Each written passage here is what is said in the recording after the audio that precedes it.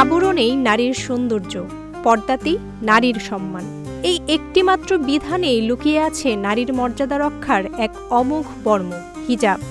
ইসলাম কখনো নারীর স্বাধীনতা কেড়ে নেয়নি, বরং দিয়েছে শ্রেষ্ঠ সম্মান, স্থাপন করেছে ইজ্জতের দুর্গ, যার মূল স্তম্ভই হচ্ছে পর্দা।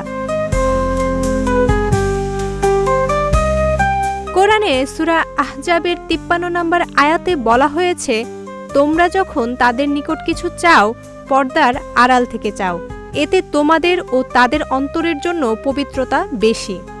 আজ যখন সমাজে নারী নিরাপত্তা, ধর্ষণ, ইফটিজিং, চরিত্রহীনতা ভয়াবহ রূপ নিচ্ছে, তখন হিজাবই হতে পারে সবচেয়ে কার্যকর প্রতিরোধ।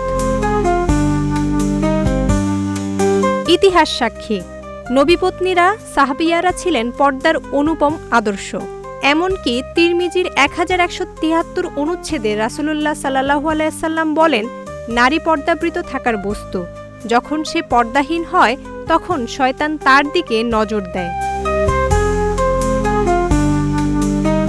কেবল পোশাকই নয়, হিজাব এক পূর্ণাঙ্গ সমাজ ব্যবস্থা, যার মাধ্যমে গড়ে ওঠে তাকওয়াভিত্তিক পরিবার, বিশ্বাসভিত্তিক সম্পর্ক আর নিরাপদ নারী জীবনের নিশ্চয়তা। আর যেসব পুরুষ নিজ পরিবারের নারীদের পর্দায় রাখে না, তারাও দায় এড়াতে পারে না। কেননা হাদিসের মুস্তাদরাকুল হাকিমের ২৪৪ অনুচ্ছেদে বলা হয়েছে, ৩ শ্রেণীর লোক জান্নাতে প্রবেশ করবে না।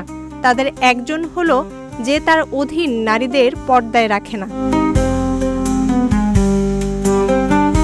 পর্দা মানে গৃহবন্দিত্ব নয়, বরং তা এক আত্মরক্ষার ঢাল, যেখানে সম্মান রক্ষা পায়, চরিত্র নির্মল হয়, সমাজে ফিরে আসে নৈতিকতা। তাই নারী হোক যুবতী কিংবা বৃদ্ধা, ঘরে হোক বা বাইরে, হিজাব কখনোই বিকল্প নয়, বরং তা আল্লাহর দেওয়া এক ফরজ নির্দেশ। জান্নাতুল মুরপিতা, প্রজন্ম ২৪।